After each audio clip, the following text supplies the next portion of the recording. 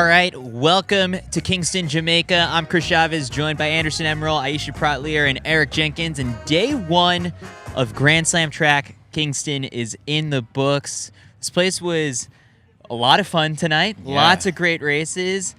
The months of anticipation building up to tonight. Finally, we got to see some races here on this newly surfaced track, and I got to say, like, it was entertaining from start to finish. So, in general, I guess, what did you make of the day? We'll start with you, Anderson. Yeah, I think for me, it built up as the night kind of went on, right? People were kind of coming in, and then the races started to happen, and then by the time we got to, the 100 meters at the end, like, you heard the horns coming out, you heard the fans cheering. It got better as the day kind of went on, but initially, a good first day.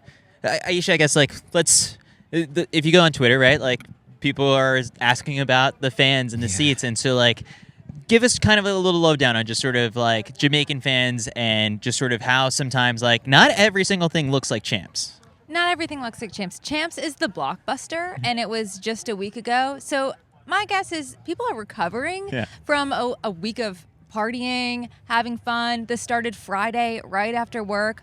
People were trickling in with traffic. There was a lot of traffic, even for us trying to get here. There was a lot of traffic for us, yeah. But I do think that tomorrow we'll see the stands fill up, especially with some high schoolers being in the races. But I do think it took a little minute to get going, and then it was getting spicy at the end. Yeah. Yeah, I think it was great. Like, obviously, it's the first time. Like, they're going to make some tweaks and adjustments. Like, you can't expect it to be perfect right out the gate on the first day of the first Grand Slam. But still, I thought it was really good, very exciting. It kind of just goes back to what Michael Johnson said. Like, as long as you get the best athletes, it's going to take care of itself, and it's going to be exciting. And I think that it showed that today. So obviously we're here, we're watching the races live, but from the moments I've had to kind of glance at my phone and see clips, like, the broadcast looked pretty crisp. Yeah. Yeah. Oh, like watching all like the feeds. It was fantastic. Yeah. Just need a couple more people. Yeah.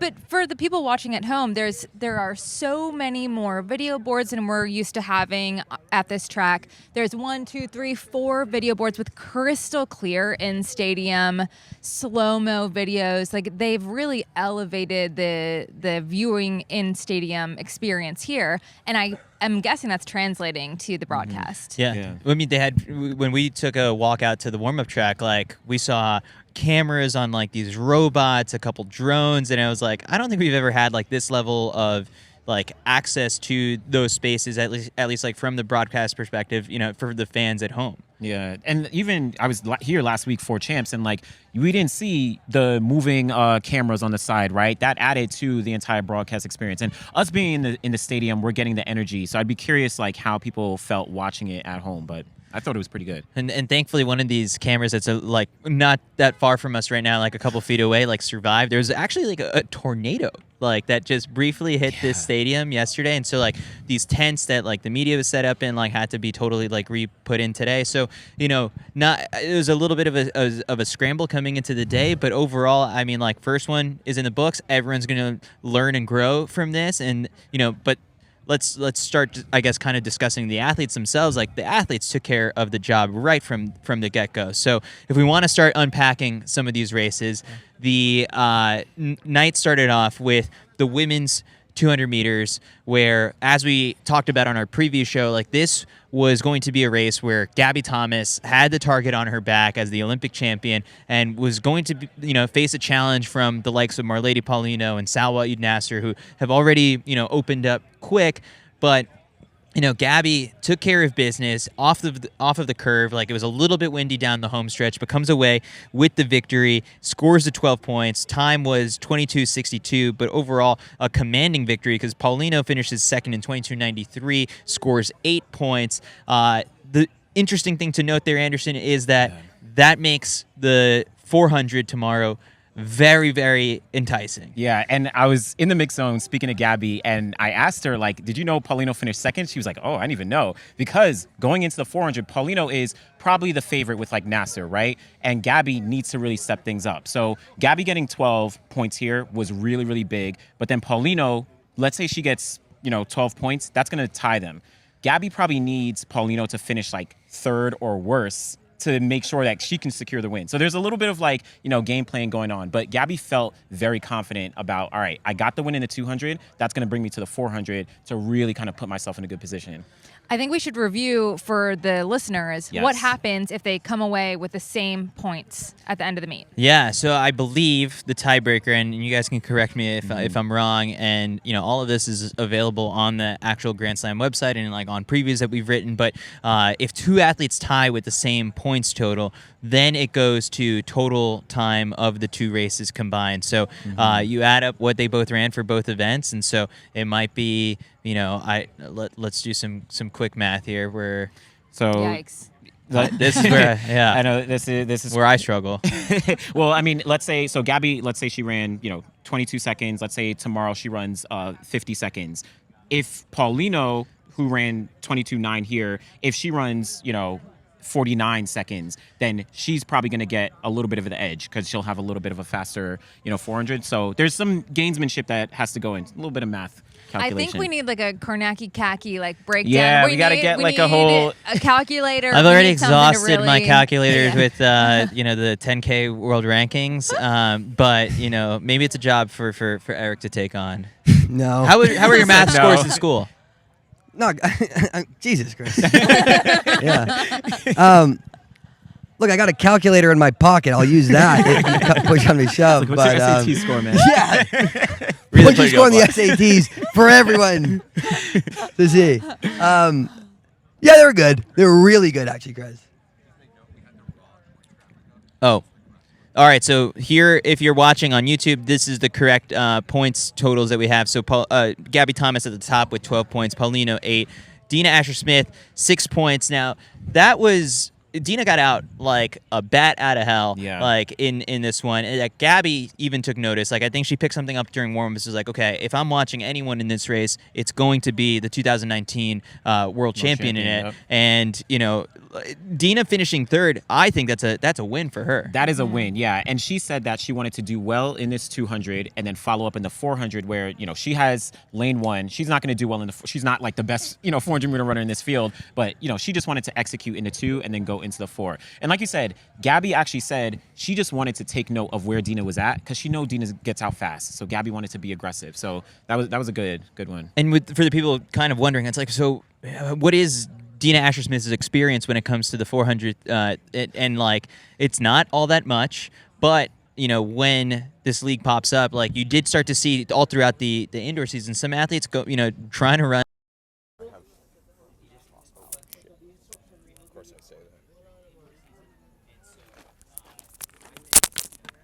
Oh yeah, they just hold on. No, stop. Did you guys just pull power? Did you just turn the power off? No, we don't use phone. You know the power? Oh no, it's not we. This is internet. No? He's lost our power. We lost ours too. Probably them shut down the generator. Alright.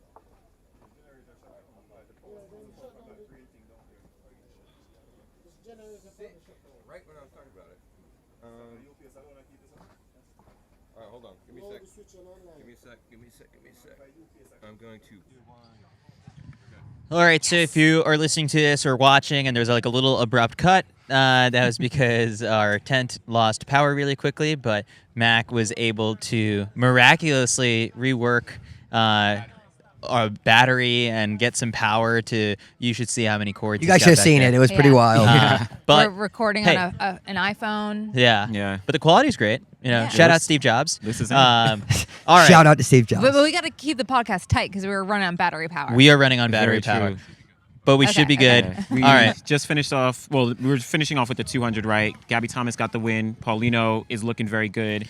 Going into the 4. Giving some kudos to Dina Asher-Smith right there Yeah. in third place. Like, big performance for a 200-meter specialist. A couple question marks around just like what she can run for the 400. She's been doing a little over distance work in the indoor season, and so we'll see what she's got. But then, beyond that, Salwa Eid Nasser, who's like right behind her, like she's expected to probably fare better in the 400. So that was the women's 200 long sprints, the first race. Like someday down the road when there's little I was going to call them baseball cards, but they're not baseball cards because it'd be track cards out there. And there's, little trivia on the back. Who was the first ever Grand Slam race winner? It'd be the answer, Gabby Thomas. Gabby Thomas. All right. So next, moving on, we had the men's long sprints 400, and the challengers came out to play for this one. Chris Bailey rocking the brand new Nike Pro Kit, signed yesterday. Well deserved. Someone who had been without a shoe sponsor for a long time has been performing super well on the track, taking that momentum from the indoor season and the World Championship gold medal confidence to come out and win and run fast. 44:34, led a bunch of guys under 45. What an outdoor opener. The top 4 guys under 45. That's his second fastest time ever. And that is his second fastest. The only time he's run faster was at the Olympics in the semifinals, his personal best. So Chris Bailey really showed up, and he was like chill. He was like, yo, I got this. Like, it is what it is. So like you said, I think he's motivated coming off the gold medal, coming off the fact that he just signed with Nike, and the fact that he's a challenger here. He probably is like, yo, I don't care about these racers. Like, I want to show that I deserve to be here. So Chris Bailey, I loved his energy in this race. Yeah, so I'm looking at it right now. So of it, it's 4 of the top 5 were challengers. Matthew Hudson-Smith, the Olympic silver medalist, did finish second. It was a close battle coming down the final 100. Yeah, it was really, really close. You even saw someone like Vernon Norwood. He was like way far behind in the first half, and he was like kicking it through. But Matthew Hudson-Smith came up for that second. He probably wanted to be like, all right, I'm a racer. I'm one of the guys. I'm an Olympic silver medalist. I don't want to be in the back. I want to make sure I can like position myself well going into the 200. Yeah. So and then I had Vernon pass through me in the mix zone, and he was just like, tomorrow I'm going for 12 points, and so I love that confidence by Vernon. But it is a 200, and so like Anderson, when you look at these guys, like the 400 guys, the challengers, like they fared super well. But is there someone who really sticks out to you guys who can make some progress in those standings for tomorrow? I think that Dream Richards is probably the best for tomorrow. He's the way best, back there too. Yeah, he finished all the way down in 7th, but he's the clear favorite when talking about the 200 in terms of his pedigree, his performances. But I do think that Vernon Norwood, again, I'm going back to his, fast time from a couple weeks ago. He felt confident. I just in terms of the points, I'm a little bit worried for Chris Bailey. Even though he got the win here, he probably isn't the strongest 200-meter runner, and he has a really slow kind of first half. So we'll see how he kind of does fare in tomorrow's race. Yeah, I mean, but 12 points, it's big. It's big. That sets you up well. So yeah. All right, men's long sprints 400 in the books. Then we moved on to have our first distance race. Aisha, walk us through this one, because what we ended up having was we predicted last night that the one and only Nozomi Tanaka would go to the front and lead a couple laps. It would be a little warm, but actually, when the sun goes down, weather's cooled down, and it was quick. Yeah, tonight has proven to be a pretty fast night. Like, it's actually kind of giving the Palo Alto, Stanford weather. Like, it's kind of cool. It feels good. The wind died down, and we thought we'd see a slow race. We did not. We saw a race winning time of 8:28. And what was really interesting is that there was still a tactic. Ruth and Gedich just led the entire race, just strung out the field really early. You see the people who ran the 10K on Sunday, or Saturday rather, not faring so well with the hot early pace, kind of fading back. But Ruth just leads a whole race. And then with 2:20 to go, Taye comes up and basically changes gears 3 times in the last 250 to just take it from Ruth, but it wasn't over. The last 10, she's powering back, and I'm not sure. Like, people were on their feet thinking like, oh man, is Ruth going to come back on Taye? But she takes the tape, and it was a pretty close race. Oh, yeah. I mean, this was thrilling. I feel like the fans started to get into just sort of like these races when they were super close. And when you have, 3 or 4 athletes at the bell, it's anyone's race. Yeah, this was a fun one. It was really fast, really hot from the start. Like Aisha said, it actually ended up being like a beautiful night. That maybe like the tornado came yesterday, and now it like died down. It's still a bit windy this morning, but as soon as like the races started going off and the sun started dipping down a bit, it ended up being perfect conditions. This race was fast. The top 3 were away. Like, there was some like accordion like in the middle of the race where they bunched back up. The pack caught back up to them, but a few laps to go, like they had a huge gap on the rest of the field, and it was just them fighting it out. But it was, I think it was great because we talked a lot about how these races are going to go without the pace. You're going to see these distance races be slow. You did see it in the 5, but in this race, it was fun, and it was proved to be a fast one. Yeah, I think that's the thing that we're going to take away is that, 2 distance races could look very different tonight, and they had 2 very different approaches, which honestly probably alters how the competitors think about the next one. Like, the question coming out of this one is, like, how is Agnes and Gedich going to feel after doing so much of the work in this one to bounce back and try and run a 5K after this? And then for the American women in this one, Whitney Morgan and Elise Cranny, and Emily Infeld, like you said, I think for Cranny and Infeld, the 10K may have been feeling it in the legs a little bit, but you were spot on calling Whitney Morgan would be the top American, and she did look pretty good. Yeah, I think she looked great. Very patient early, moved her way up through the field, kept her eyes open, and had a great looking close.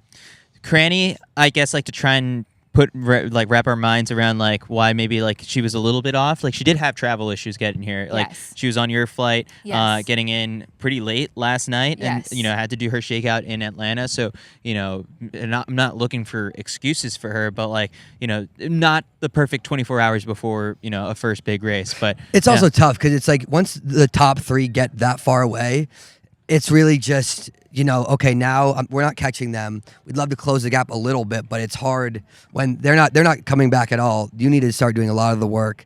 I think it's just a tough spot for Cranny to be in, to race well. Morgan looked really good, really strong.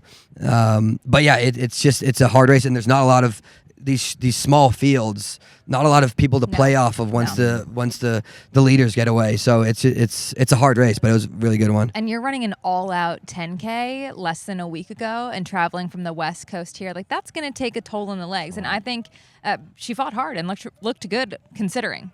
So then let's move on over to the women's short distance race. And now this one was electric. Oh my because, God. Really good. Great. You guys have a little repenting to do because we have a lot of people who maybe took your advice. Immediately, as soon as the race ended, we started getting messages about you guys, you said, my mortgage, Yeah. No, House is I gone. House is sincerely gone. apologize. Yeah. I sincerely apologize. Like I said, this isn't sound financial advice. I did make a disclaimer, but maybe the sports book they knew something. They knew something. This is why the house always wins, right? This is They genuinely. had some intel from Kenya, hey, let's bait them in with the good odds, and then we baited. We took the bait. Yeah, Vegas when they saw more literally in dead last with 50 to go, they're there you go, there you go. But yeah, this was such a fun race. Nikki, what can you say? They killed it. Yeah. Not expected. I did expect that Nikki would run really well. I said that this is their distance. The 8:15 as opposed to someone like Jess, who's I think 15:5 is better off. That's what I was talking about. Jess was ran third. great. Oh, Yeah, absolutely. Jess Oh, still Personal ran best. very, Yeah. very well. But I just think that Nikki's foot speed is incredible. Very good. Very good. The way that this race unfolded was just sort of you had Heather up toward the front, looking great. I think when you watch, how Heather was running, you're we've seen this before, and Heather is always really strong from the front. But then, kind of at the bell, I think there was a move where, Nikki wanted to position themselves in front of, I forget who was, it was Welteji. Mm-hmm. And they were like, you know what, I don't want, Welteji to have a step on me going into this bell. Now, coming around literally this turn that we're on, this was the point in the race where Nikki said, maybe I went a little too early and started to feel it, kind of on the backstretch. This is the toughest part of an 800, this 200-meter sector right here. And the battle with 100 meters to go was, I think where the most thrilling part of this race is just when you started to have your doubts of, is Nikki going to be able to hold on? They really did, and found even with, 30 meters to go there, that last and final extra gear to come away with a big 12 points. And the last 200 of an 800, right? Like the feel, especially leading the whole last lap, it's so much easier to hunt than rather be the hunted. It's so tough to be leading that whole first lap. Legs are dead, right? And to be able to find another gear that last 30, 50 meters, really impressive. Huge personal best, right? Yeah. Yeah. 158, really 23. fast. Yeah. Yeah, 158 low, very good. It's very impressive. Very impressive. And I mean, it's got to be so much confidence going into the 1500. Is that tomorrow or do they have a day in I think between? they have a day in between. Yeah, I think so. So they I do. mean, even rest up for a day. But yeah, going in with 12 points, huge. Okay, this for me really cements in the conversation of what's the hardest event in track and field. I'm not as interested in that, but I'm thinking about how dynamic of an athlete you have to be to run each event. And I think the 1500 doesn't get the shine it deserves because there are, there's the 400 hurdles, there's the 800, there's the 400, there's all of these events where you say, like, this is the star, this is the hardest. But to be a world-class 1500 runner, think of the toolbox you have to have. For sure, you need to be I remember just when I was racing, and it was like, if you want to make the 5K team or if you want to make the 15 team, you have to also kind of be able to make the 5K team and also maybe be a threat to make the 800 team. It's this distance that is, you really have to, you can't just rely on strength and think that, I'm strong enough that I can run the 15 and just outstrength it. No, you have to have the speed in the 8 too. So yeah, it is one of these, and like we were talking about yesterday, like Cole Hawker's range is unbelievable, and that's why he's the Olympic champ right now. So it is an event that you need to have a lot of tools in the toolbox. And I think the blueprint has been there, I guess, like in the clues all throughout the indoor season. Like we see Nikki win the 3K and then goes into the second day of the U.S. Championships with, kind of like, all right, I thought that was going to be the tough one. Now I get to focus on my specialty event. That's exactly what we have here. And honestly, like, the part you have to be careful of as an athlete here is probably not to start getting carried away and starting to think about those $100,000 that potentially await you. But I mean, after this, Nikki's in a fantastic spot. As we look at the results, Deribi Welteji also in a good place. Jess Hull, probably one of the best outcomes that she could have hoped for in this one. It's going to be very exciting to see how all these athletes choose to race the 15 now that Nikki's got 12 points. And now it might be considered a little bit of a surprise for Sage Clarke to be finishing this high up. I mean, she is an 800-meter specialist, didn't make the world indoor team, but we just know that, Sage comes into the outdoor season. I mean, to open up in 159, she was running that indoors, and now, I mean, the 1500 is an event where I think for a couple of years now, I've been thinking it's like Sage is meant for the 1500 at some point, and like gets to showcase that, I think, on 2 days from now. So honestly, like this race did, live up to the billing. So that was the women's short distance. Let's move on over now to the men's long hurdles, which this is the fastest performance this early on in the season. Alison dos Santos, the Olympic bronze medalist, runs 47.61, scores the big 12 points.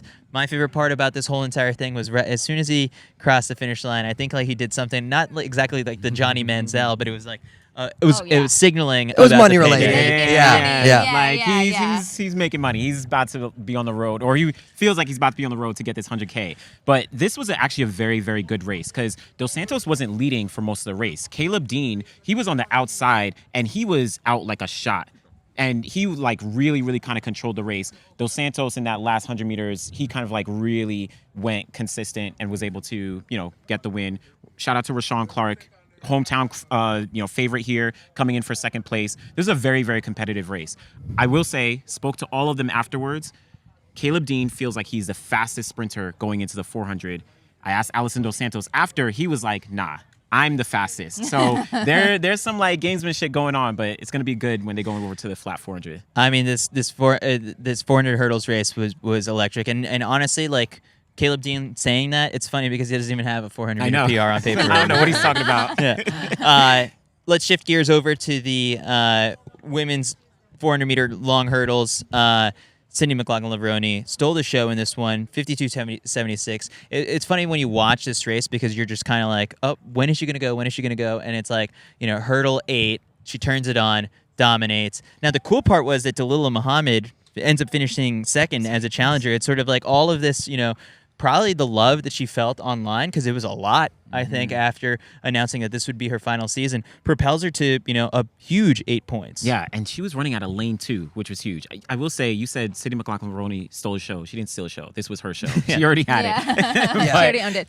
But no, she did amazing. And Dalilah, Sydney, we've seen them on the 4x4s at like the Olympics and the World Championships. So someone like Dalilah actually is in a good position to probably, she could finish second place. Who knows? So this was another really, really high quality race. Now, for the listeners and viewers who are like, man, they're really speeding through this. It's like, I think we got the signal. It's like we kind of have to wrap up here. And we have 2 really good races to touch on here. Yes. Honestly, this one, Eric, maybe the favorite race of the day, which was the men's 5K, won in 14:39 by Mr. Grant Fisher. So he can now claim that he is the double Olympic champion. And honestly, I already made this joke when I sat down with him, a 400-meter specialist, because that's what this race was. It was. Oh yeah, it was so incredibly slow off the jump.